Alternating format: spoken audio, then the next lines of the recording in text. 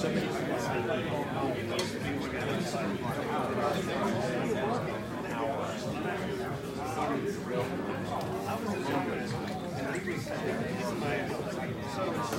everybody. We're going to get going in just a few minutes, just while we have your attention, and we're just live on Facebook, letting everybody know.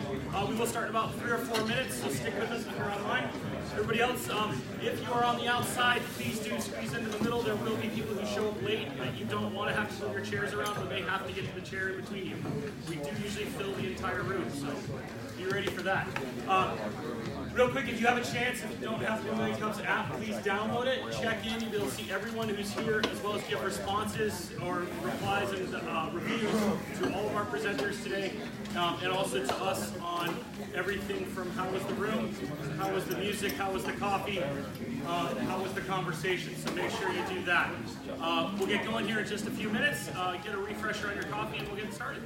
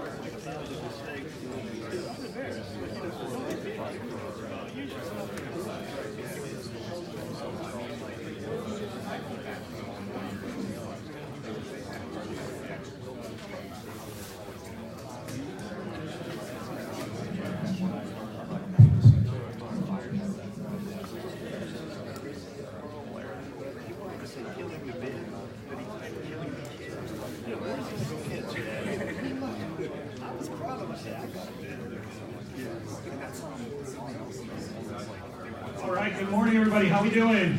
Good. I'm Casey Barnett. I'm with the 1 Million Cups Organizing Group. Thanks for coming. Thank you for everyone for continuing to grow this community. It's been pretty awesome.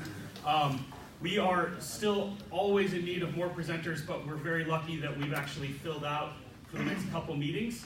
So if you're thinking of presenting, let us know you've got some time before you have to present, if you want to present. But we're always in search of more presenters, more entrepreneurs, other people to come in. So all you have to do to apply is basically go to 1millioncups.com/RTP, big apply button, just click on that. And then literally 3 minutes later, we'll have an email from you so we can start working on how to get you to present with us. So please do that. We want to say thank you real quick to our sponsors. Frontier gives us our space. If you have any need for a meeting from 4 people to 100 people to I think 400 they do sometimes with RTP 180, definitely talk to them. They have space available for you. NC Idea does a great job with all of our coffee, paying for our coffee from Muddy Dog, who also provides it to them at cost. So we want to thank all of them for making sure we are all awake during the conversation, right? So that's great. And the mini cups are on purpose so that everybody has to get up and get more and talk to each other, right? So that's great. Okay. Also want to say thank you as well to Family Legacy Financial. They've been really helpful in getting us all of the legalese and all the financial pieces that we need. We're always in search of sponsors. They help us to make that work. If you are thinking about contributing to our community, we would love to have better ways to record these videos, better ways to do the presentations, and also to fill out everything. So please, if you're thinking of sponsoring, there is a need, and you will see it affect our presentations as we go through. I would love to get a lapel mic for our presenters at some point, but as everybody knows, that's a little bit more, and we are on a shoestring budget, right? So without further ado, I'm going to have Krista come up, introduce our first speaker, and thank you to everyone who's also here with us on Facebook.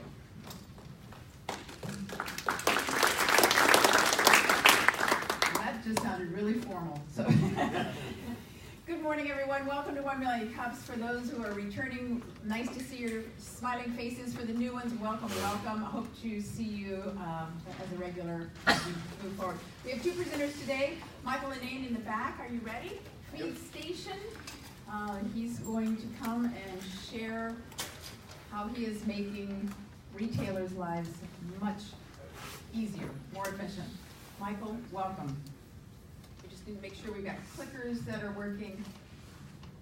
The technology gods are shining today. That's right. All right. Very good. Oh, all right. Get your own mic. All right, Michael, welcome. Good morning.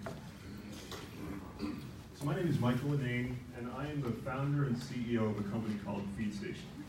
And before I dive in, I'm just going to start off and tell you that I'd like your help.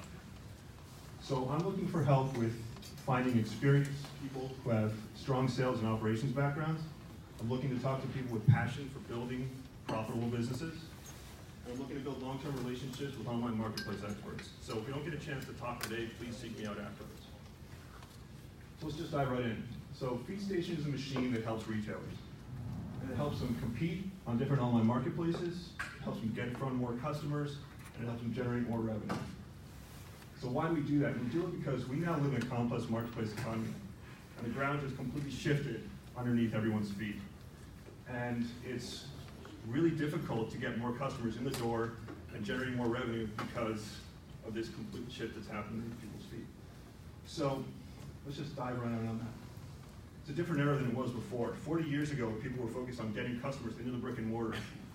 After that, we started bundling services on top of it, the intangibles like free trials and that sort of thing. 10 years after that, the cycle accelerates and we start focusing on the customer experience. And now we're in the middle of the e-commerce renaissance, which has pros and cons for the entire ecosystem. And no one's immune from the shift. In the past 15 years, 52% of the Fortune 500 companies have ceased to exist. They've disappeared.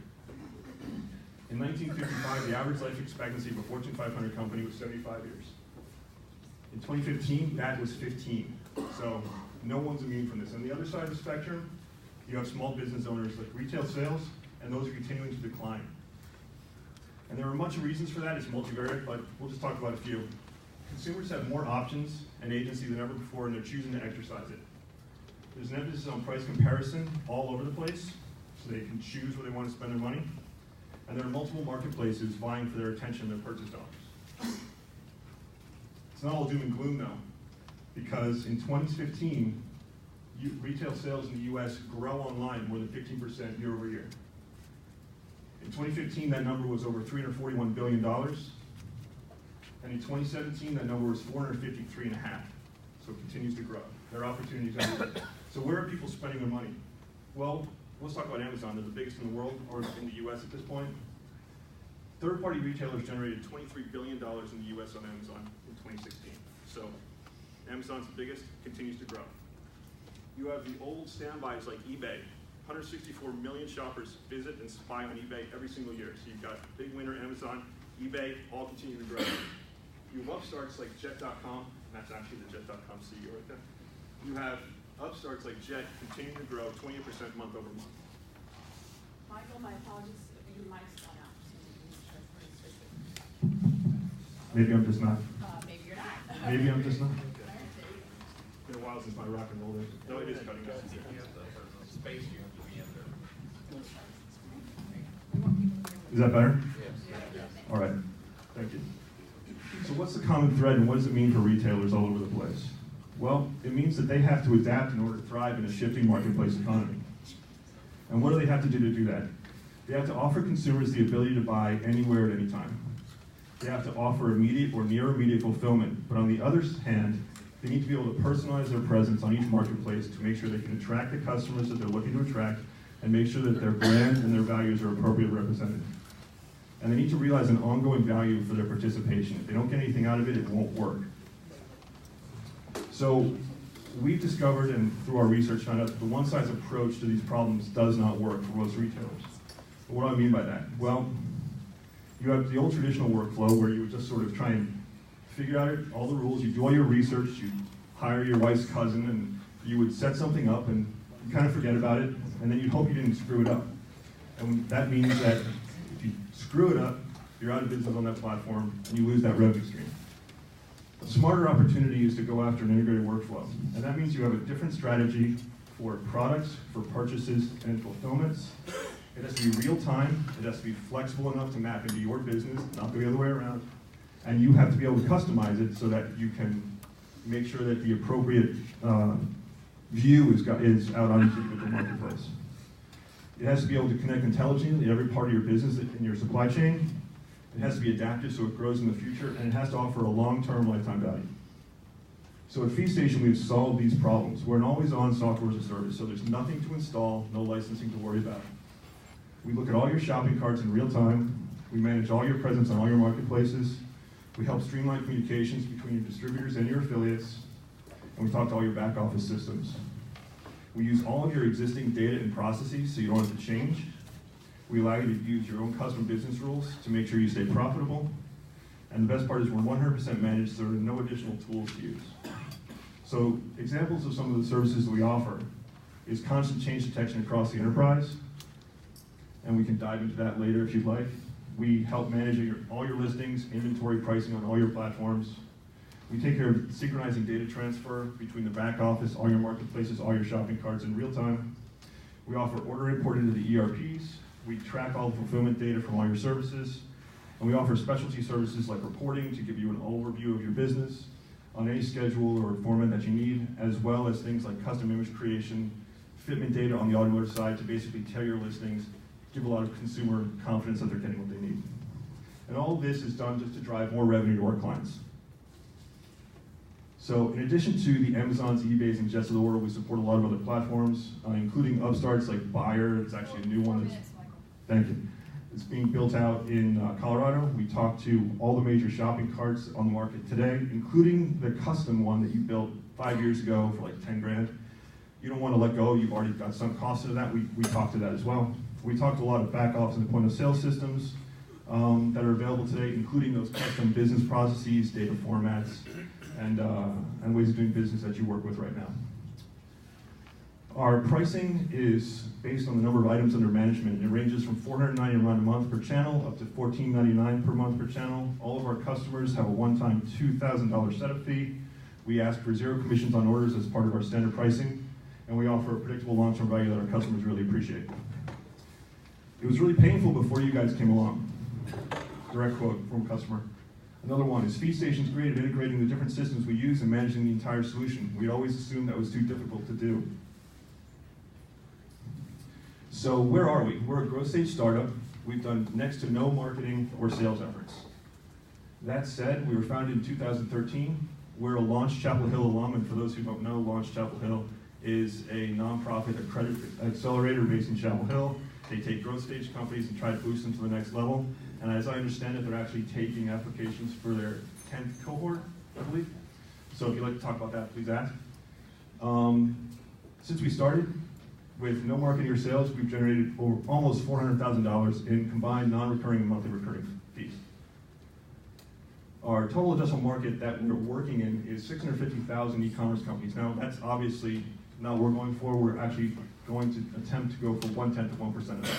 And based on the current rate of spend for our customers, which is about $750 a month, that would be between 5.7 and 6.2 million annual based on monthly recurring. Some of the competitors in the space that I consider are Bright Pearl, SellerActive, and Stitch Labs. People ask about Channel Advisor. I do not consider Channel Advisor a competitor. They're operating in a different space altogether. Some of our strategic advantages over the competition is our speed to market. We operate very quickly. Some of our customers were actually onboarded in less than a day. We're more flexible and adaptable on both sides, and we have a 100% managed solution, unlike our competitors, which are self-service. So to cycle back on where we were before, I'd like to get started and I'd like your help. So as I said before, I'm looking for experienced people who have strength and strong sales and operations teams. I'm looking for people who have a passion for building profitable businesses. I'm looking to establish relationships with marketplace experts. Thank you for your time. All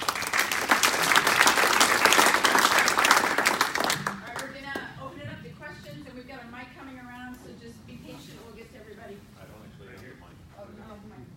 Real now. I'm interested in hearing who your current clients are, or the character of them, and then your ideal clients. Sure. The ideal client is a retailer who is making between $5 and $20 million.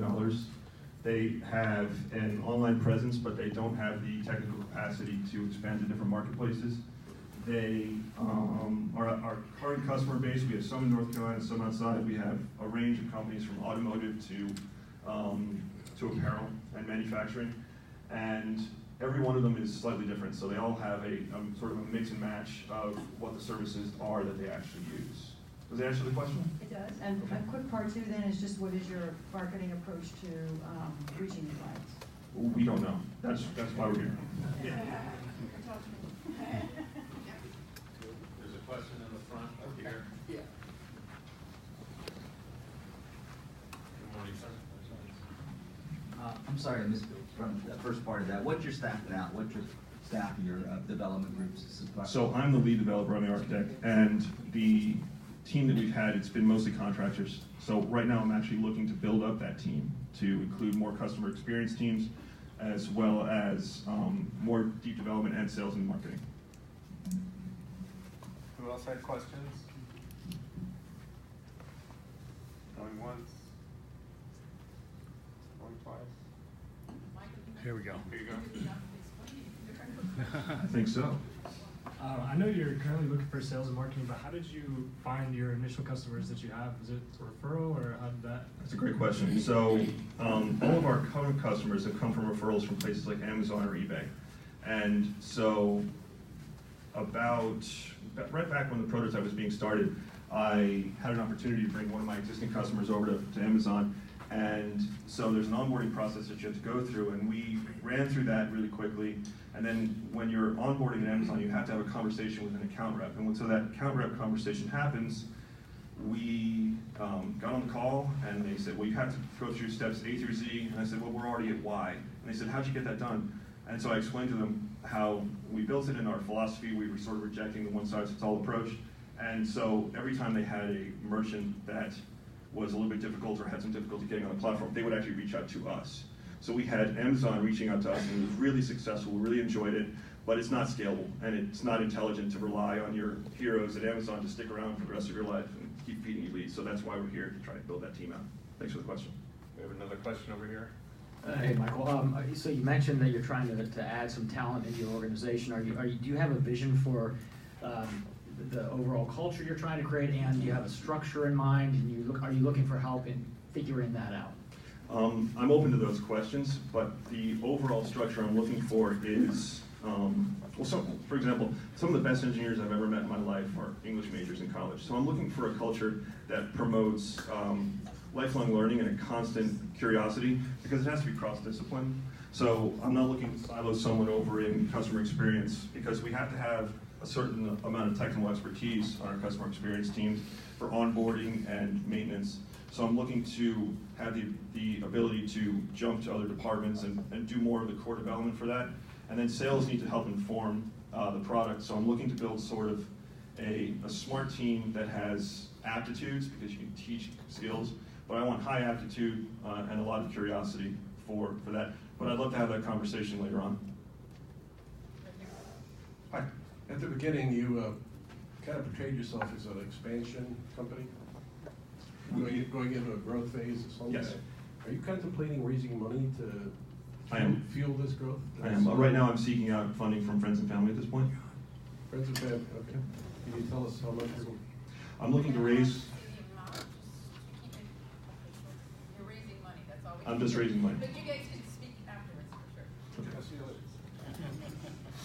Sorry. Michael, what kind of partnerships have you developed at this point, and are you looking to align with, for example, I worked at Manhattan Associates, which is a premier retail and apparel, warehousing and distribution center. So you talked about fulfillment and the like. Mhm. Have you established partnerships, and are you looking to do that? We have not yet, and I've sort of entertained a few of those conversations, but I'm open to that. I actually would love to be the premier provider for fulfillment distribution centers. I want to be the point of contact for all these upstart marketplaces that are coming up, which is why we're starting to establish more aggressive partnerships with those places as they start to grow. I was actually in a conversation with someone yesterday about that possibility.